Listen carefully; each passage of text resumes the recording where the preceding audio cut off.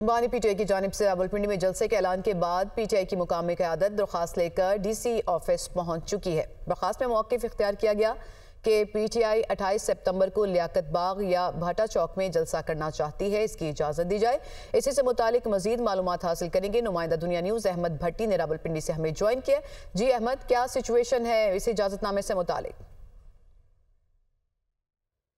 جی، آج تحریک انصاف کے ضلعی صدر چودھری امیر افضل نے اپنے وکلاء اور دیگر رہنماؤں کے ہمراہ ڈپٹی کمشنر آفس میں آج درخواست جمع کرائی ہے کہ ہمیں ہفتے کے روز 28 تاریخ کو بھاٹا چوک میں یا لیاقت باغ میں جلسے کی اجازت دی جائے، جس پر یہ درخواست وصول کر لی گئی ہے اور اس پر انتظامیہ اب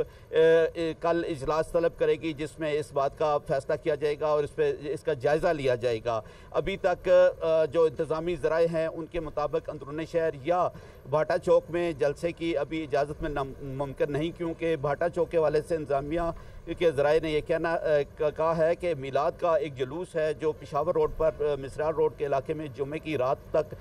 گیر تک جاری رہے گا، اور اگر جلسے کے انتظامات ہوئے تو وہاں پر اس سے کافی ڈسٹربنس پیدا ہو سکتی ہے اور مسائل پیدا ہوں گے، جبکہ انتظامی ذرائع کے مطابق چک بیلی روڈ اور کلر سیدہ کا روڈ کا علاقہ جو ہے اس پر غور کیا جا رہا ہے کہ اگر جلسے کی اجازت دی گئی تو اس جگہ دی جائے گی۔ یہ